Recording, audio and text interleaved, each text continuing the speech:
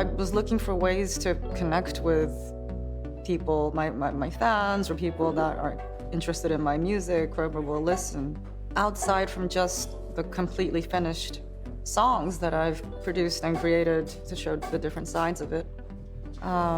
Throwing a concert didn't really sound like an option, but I hadn't played with a band and sung live for so long.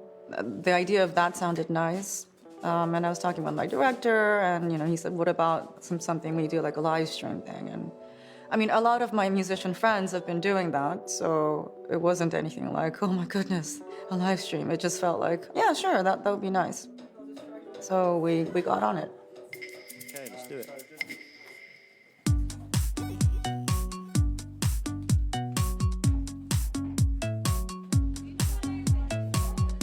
I usually use the metaphor of sitting in a boat like you're fishing, because I don't know at what moment the moment of something being born will happen.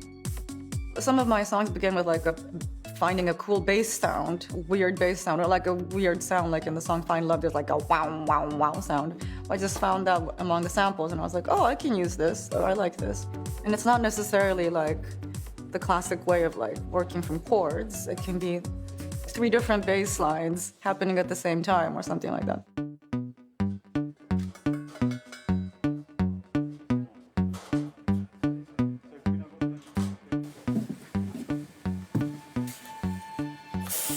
The music is just one language, right? And what's interesting is, in the past, when I began doing songs, I would finish the English version and then start trying to write Japanese lyrics to the same melodies, and I found it doesn't work. It just doesn't sound right. The consonants and vowels, those kinds of things, they have to fit with the melody. I can't separate those. So I've had to change the melody when I wrote different language lyrics to that extreme. Completing the lyrics is always the last part, which requires the most thinking in a way. Some songs I have a really emotional moment in the beginning, and I just spend time just crying and just feeling that feeling, and then I try to, at the same time I'm thinking, okay, what is this feeling and what am I thinking? Why am I crying? And then I hold on to that, but in a more controlled way as I complete the song. Skicka flaggan.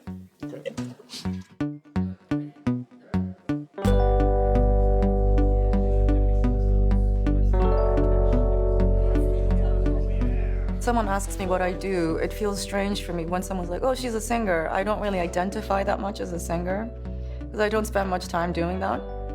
I think an artist's work is mainly to live, because that's the beginning of everything. So it's just, my job is to be me and to live my life.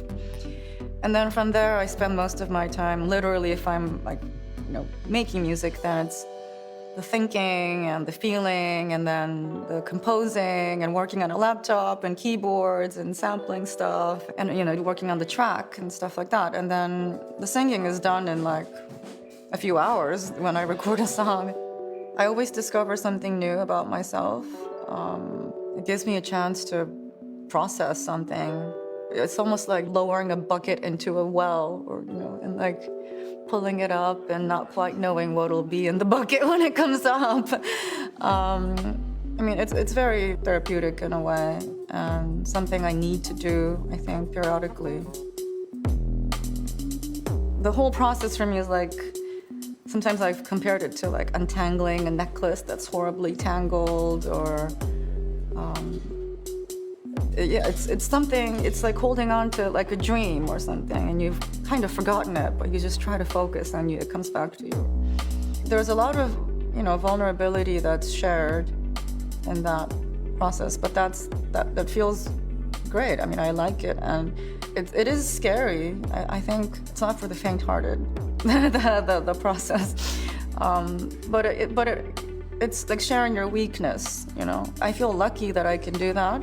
And that makes me feel stronger. I just hope it's, that people can feel and see that it's not always easy. So it takes some courage to do it.